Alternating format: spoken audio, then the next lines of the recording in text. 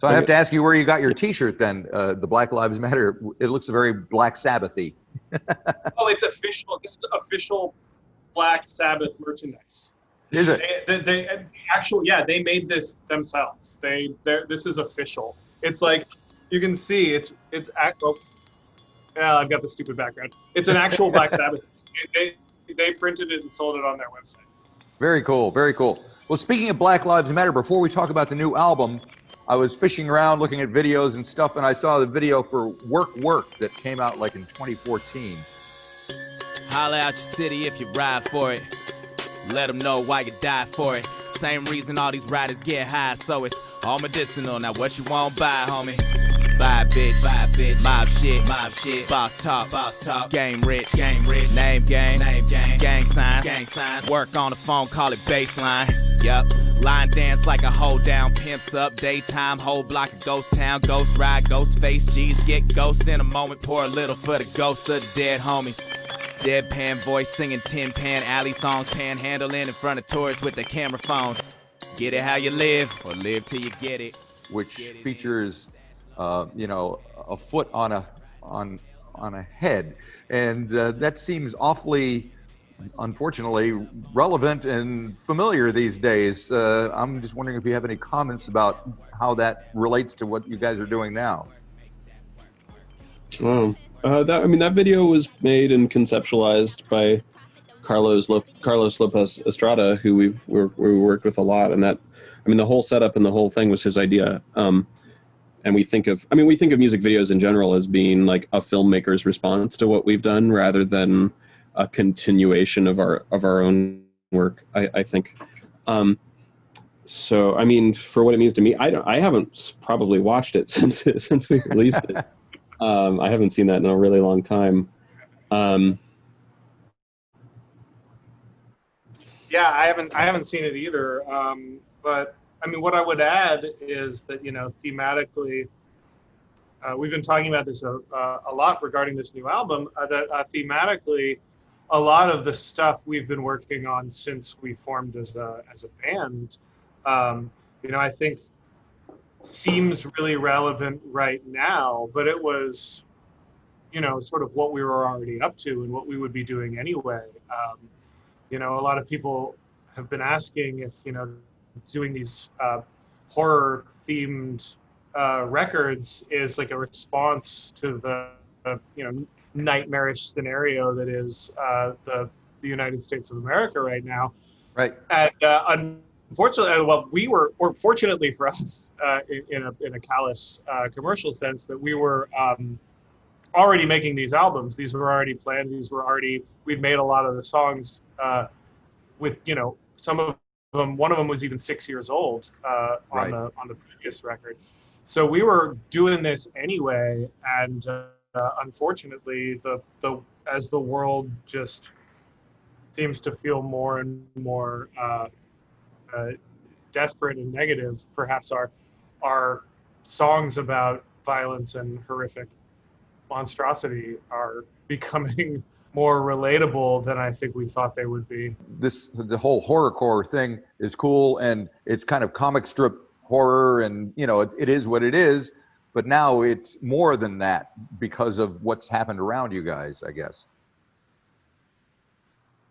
Yeah, I think horrorcore, as the genre was in the 1990s with like Gravediggers and Brother Lynch and Bone Thugs and Harmony, etc. It was political in its time as well, but it was maybe dismissed as sort of cartoonish or exaggeratedly extreme, or on the furthest edges of that, with like Brother Lynch Hung or X-Rated or some of the more ridiculous stuff like that. But I do think that idea has always had a politics to it. And yeah, I don't know if we intended this to be more sort of frivolous and silly and fun and more like an EC comic book or creep show, and then it just sort of slowly turned into something we had to take a little more seriously. Yeah. And I think a lot of the things that are horrific right now, of the things that are horrific right now in our popular sphere, the thing that is new is this pandemic, right? And everything else is not a new problem. It's just a new unearthing and making people who are unaware of problems aware of them in a different way.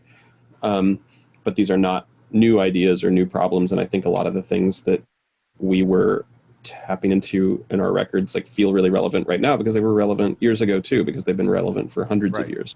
You know? Yeah. So yeah, that New York Times piece that came out the other day said we were connecting historical atrocities with thumbtacks and yarn.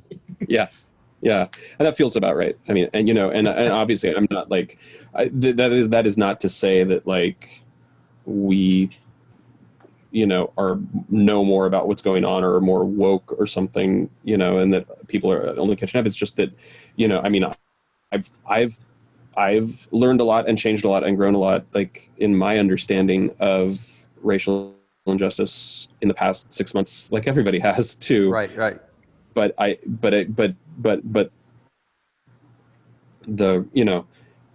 but none of this is new, is the realization, right? Like is the sort of like the world has not changed. The thing that has changed is that people are talking about things in a new way, right? I guess it's the awareness more than anything else. Yeah.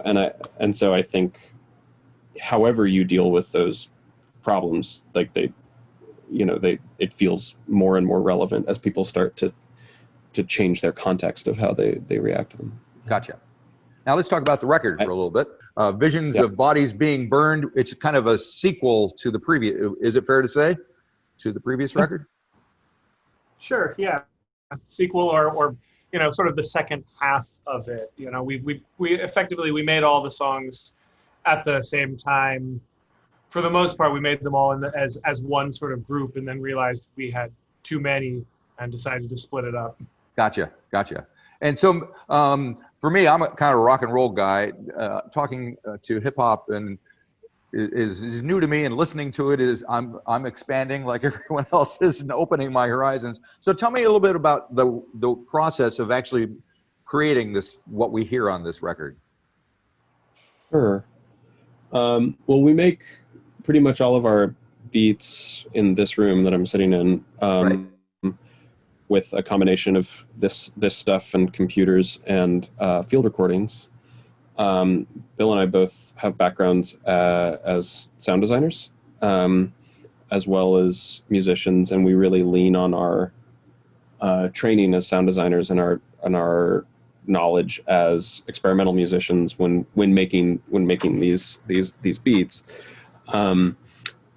As much as we can, all three of us work in the room at the same time. But more often than not these days, because of his schedule, David is not usually around while we're making beats anymore. A lot of times on this record, the process like that we seem to fall into when we can all kind of work for an extended period of time seems to be that Bill and I start a beat, so you start something, then have a sketch of that. David comes over the next day, listens to it, we talk about what the song should be about, and then he goes upstairs and sits on my couch and writes to it while listening to it on his headphones while Bill and I start the second beat, right? Make something.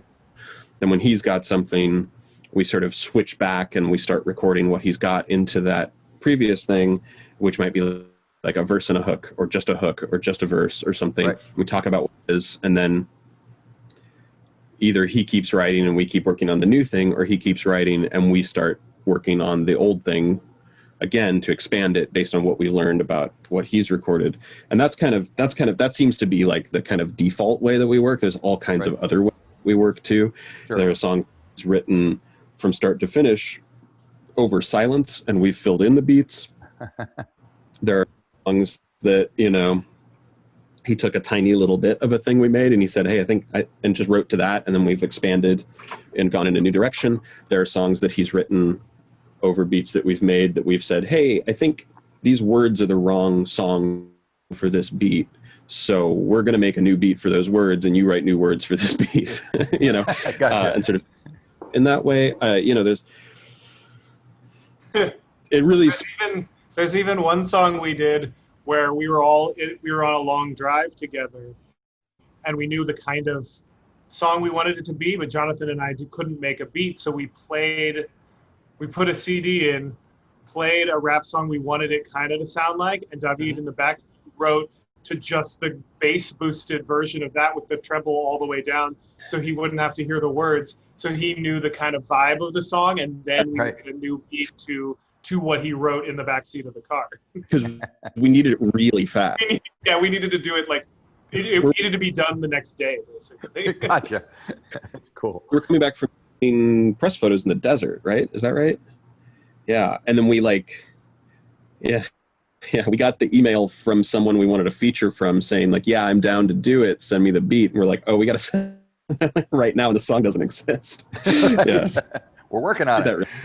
Yeah. Very cool. So the third member of the trio here is David. Is David is how you pronounce it? Is it? Yeah. David. Yeah. David. So, I mean, listening to him, his vocal, his rap. I mean, he's the speed that he can generate. What he does is incredible. How does that affect what you guys are doing as far as creating the beats with what you know he is physically capable of doing? Sometimes we know what's going to be a fast rap song, and sometimes we don't. It's hard to the hardest thing about making, I think, these beats is thinking forward to what they're going to sound like with vocals in them, keeping the time, because often I think our most successful songs are songs in which the time is mostly kept by the vocals and the beats feel very spacious and kind of out of time, but you start to hear patterns and repetitions in them because of the sort of steadiness of the clock of the vocals. And those things beats like that are really easy for us to make, I think, when we have a vocal that already exists. But when we're making something with nothing, with no reference, the impulse is to make something that's very steady and very driven, that feels like you can kind of nod your head to it without a vocal in it already. But those end up, like whenever we make something like that, almost always when he writes to it, we end up taking a lot of elements out afterwards. Or he writes in such a way that the cadence is not really steady and straightforward, that we kind of trade back and forth, right? That he then can be looser and kind of and a little less metronomic, right? But I like working the opposite way a lot more, and it's really hard. It's very hard for me, at least, to like hear those beats, knowing that a steady vocal is coming, right? To hold it together. Yeah. So the content of the lyric, do you collaborate with him on that? Do you discuss it with him, or do you kind of take what he's given you and just work with it? We always discuss. I mean, usually when we come up with a beat idea, then there's often when he hears it for the first time, we usually have a long conversation about what we think this particular song will be about. Right. And so it's usually just each one gets its own discussion about what we think, because usually there's a lot of references that we are pulling from in a given beat, to say that, okay, well, this one, something about it, we part of our idea was to marry this concept to the kind of a pattern that would be used in, say, late 1990s Memphis rap. So maybe we think about subject matter of that kind of a thing, and how we can sort of adapt that subject matter for this type of song. So we end up, especially for the horror album, these last two albums, each song was sort of basically started as other, and that was usually somehow in relationship to what we thought the beat sounded like, either a regional rap style or some element that was in the beat itself, and those sort of guided what the narrative and the content of the spoken raps were going to be. Uh-huh. Now, the album is constructed in a certain way, and I'm sure that there's a lot of thought put behind the order of the tracks, and there's little intros and interludes and whatever. But after the initial interlude or intro, the first track is called "Say the Name," and I'm just wondering why you place that right at the front. It's not a dream, it's a memory. Memory glands heavy in the sky, blacked out already. Stop screaming. The flames ain't shit to a demon. Say the name. Candlesticks in the dark, visions of bodies being burned. Candlesticks in the dark, visions of bodies being burned. Candlesticks in the dark, visions of bodies being burned. Candlesticks in the dark, visions of bodies being burned. The hook gon' be the last thing she remembers. Well, it was actually intended to be like when we usually have a pretty good sense of where a track falls on an album. Right. When we're making it, even if we don't necessarily know what else is on the album, we're like, oh, this feels like a first song on side C, like a midway point, like the know, like the first song side album, or this feels like the first track, or this feels like the last track, or this feels like some one of those places in between. We're usually pretty good about that. And Say the Name always felt like on the cassette it was the first song on side B, to me, or like, and we all were kind of agreed on that. And for whatever reason, this record was like the hardest record we've ever made to actually figure out the track order. We're usually we usually just know when we're done exactly what the order is. And there's not a lot of debate or argument about it. And on this one, we all were making lists and passing them back and forth. And they were all pretty similar, and they had Say the Name, halfway through as the beginning of the second side or whatever. But at some point, we said, hey, maybe the key is to abandon that notion here, that's the midway point. And maybe since we knew it was going to be the first single, maybe that is just track 2, just right out of the gate. Let's start there. And it's a lot easier to sequence after that. So, I mean, it was a very logistical choice, I think. Gotcha. And we made a lot of decisions on this one that just didn't line up with the sort of what I had in my head for where songs go when we were making these songs. This is the first album that this happened with.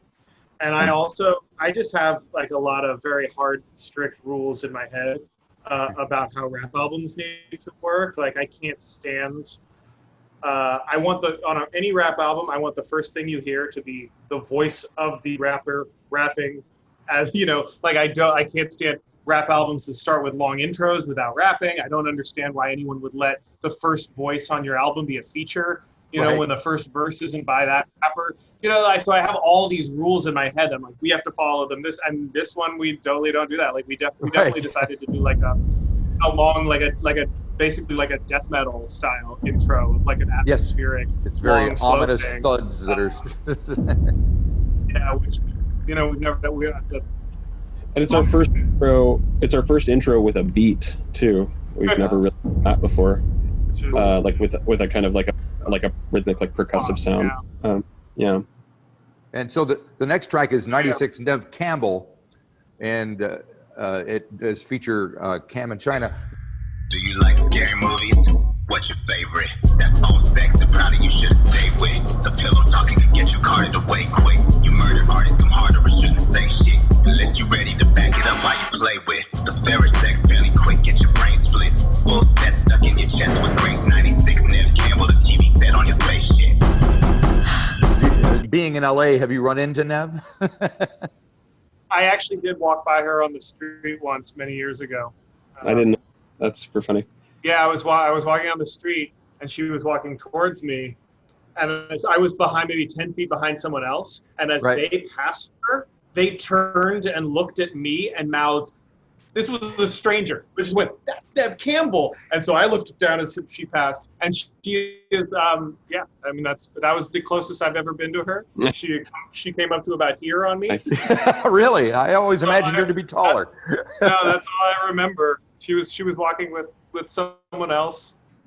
That is some LA. That's some silly LA type of celebrity sighting shit, but. That's the closest I'm aware of having ever been to Nev Campbell. Yeah. Well, it'll be interesting to see if you have any more contact with her after after the album comes out. I'm aware of so far. I can't imagine she cares. Yeah, right.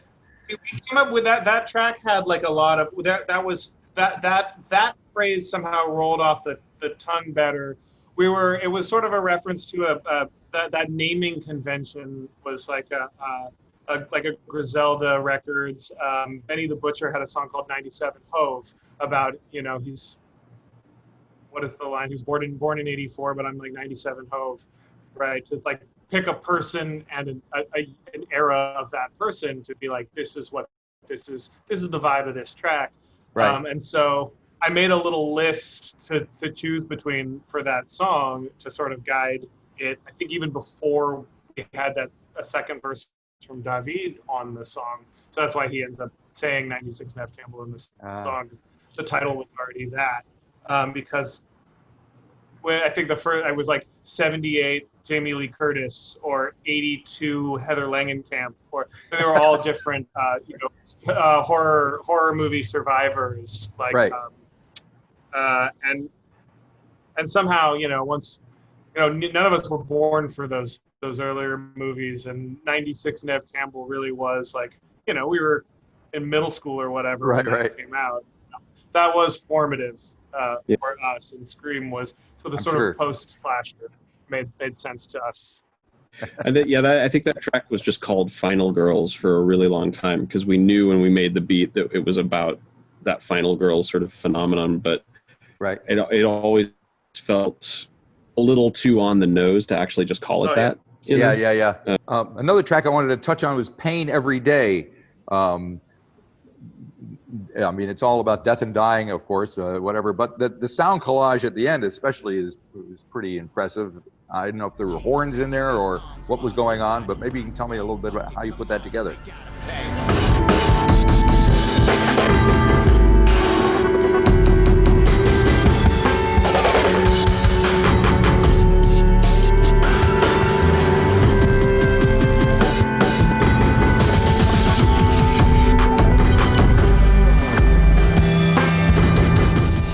Sure. Well, that track, sometimes we get to the end of an album making I thought that might be the last track that we made for the record. Is that true? Right. I think it is. Sometimes we get to the end of a record. Actually, I feel like this has happened on almost every record we've made, that we get to the end and we look at everything and we say, hey, we're missing something that sounds like X, that feels like it would really pull the whole thing together. And on our list of ideas was to make, we both wanted to make a really chaotic breakcore inspired track with a lot of like cut up drum breaks, because we hadn't really done that. We'd sort of occasionally touched on those influences, but we'd never just made a straight up breakcore track. And there's a section of our live show that Jonathan does like a breakcore solo that people really like. So we always wanted to commit that to an actual record. Yeah. And we had made a whole record with nothing in a time signature that wasn't 4/4. Right. Include a track, at least one track on a record, on a project that is in an odd meter, because we like working in odd meters. And so we were sort of at the end of this process and said, well, let's do a breakcore track in 7/8. It was pretty Venetian Snares inspired, because he's done a lot of work in 7/8. And that's kind of how that came together. Also, there was another pile of ideas, which was that Michael Esposito, who is a paranormal researcher, who I know through some friends, who he does a lot of work with experimental musicians, and we know each other through noise and industrial and ambient music. And I had asked him months and months and months before. We had talked about some of the themes of the album, and he went and recorded EVPs, which are, electronic voice phenomenon. They're said to be the voices of ghosts. Right.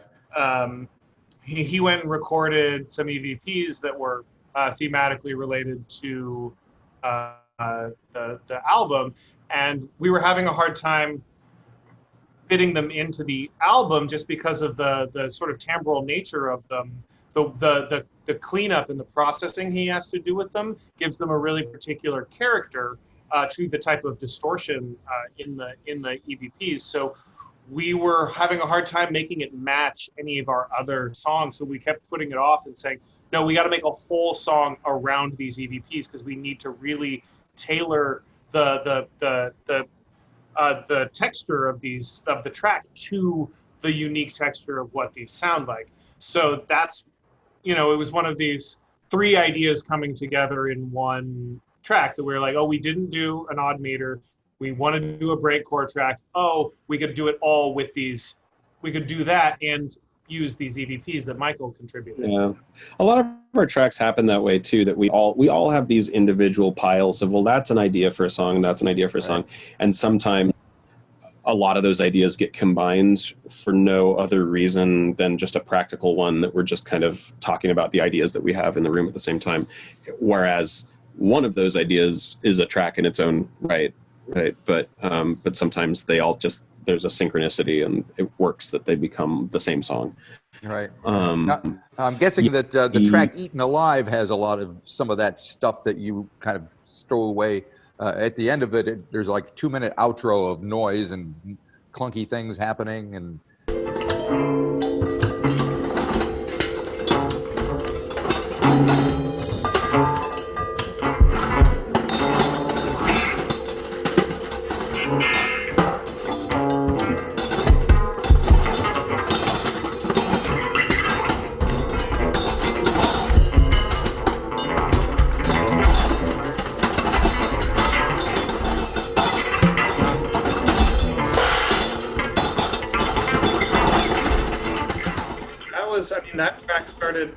that track started as something very, very different. Jonathan had an idea that he and I made, the original beat, the demo for the beat. Sometimes we just name them before we know what the rapping song is going to be. The demo for that was called Creepy Woodshed. I was like this idea, it was like all these different individual sounds that are not really ever on the downbeat, but are on a clock. And it was sort of this very sparse collection, sort of evoking of I guess metaphorically evoking the image of just like a tool shed that was just getting shaken once in a while. So everything was just clinking. Yeah. And at the same time, we had wanted to do something with improvisers. So we had this idea maybe to make a whole project with improvising musicians. But we had already contacted some friends to work on this with us. And I think it ended up becoming more about the improvisation, and we stripped out almost everything that Jonathan and I had made in the guide track once Jeff Parker from the band Tortoise, if you're aware, and Ted Burns, who's a jazz and experimental drummer that we both have worked with a lot in other contexts. Once they got in, and we just played them the David's vocals, which had already been a demo of which had already been recorded, and we just sort of said, do what you do. And they improvised just to the voice and a couple of little key elements, the harp, and a kick drum or something. But there were maybe, I don't know, I'm not probably exaggerating when I say there were maybe 20 tracks of stuff that Bill and I had made that we just threw away. Yeah. Well, knock it off till later. And they just improvised. And I think that was maybe take 2 or 3. It's just an unedited recording of guitar and drums. Yeah. And we let them go. We told them to just play as long as you're still feeling it after the vocals end. It's got to be one of the great lyrics on the album. Leave your brains behind the outhouse in the grass for the cats to eat. It's a beautiful thing. I love that.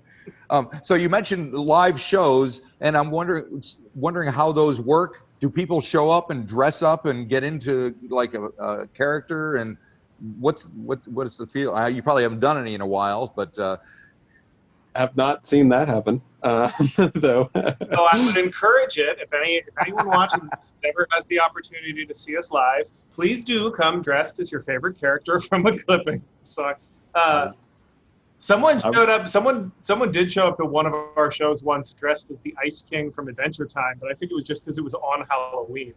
Yeah. Yeah, right. I don't think that had anything to do with us. I remember see. Ice King. Well, they love in New Zealand. People love to dress up for any reason, so you should come down, and I'm sure that it would be outrageous. Have you been here? Would love to. I have, yeah. In a previous band, I played the Camp Alohum festival. Oh, right, yeah. Doesn't exist anymore, and it's still my favorite festival experience I think that I've ever had. What band was that? And I just cherish. It's called Captain Ahab, and yeah, it was. I know it was in different locations every year, and it was in an abandoned agricultural college that year. Yeah, and we played in the deep of an empty swimming pool, and it was right before Fortet, I think. That's how I want all festivals to feel. Is how that felt. It was. Oh, that's good. It was Fortet also in a swimming pool? Yeah. Man, that's tough. Yeah. Far Yeah, they out, built man. the stage at the deep end of the swimming. And so people were gathered around the side at the top, looking down at you too. Right. Oh, that's pretty cool. So what is there a plan, or are you guys just hanging out, sitting in your basements, twiddling around with electronics? Pretty much that. I mean, you know. But yeah, I mean, we would love to be able to do shows again as soon as other countries will accept Americans into them, and it's responsible for us to get in our cars. I'm still wearing. This is how I have to go outside. This is my mask. Right. This is how I have to go into stores. Like when it's safe for us to tour again, we will definitely be trying to do it, because we've had effectively 3 tours canceled during this time. I mean, 3 legs of a tour supporting these 2 albums have gone up in smoke. So Man, gotta be frustrating. Yeah. Well, the record's coming out. It'll give people something to do in the meantime, won't it? There's a lot there. Great. Thanks so much. We'll see you. Bye-bye.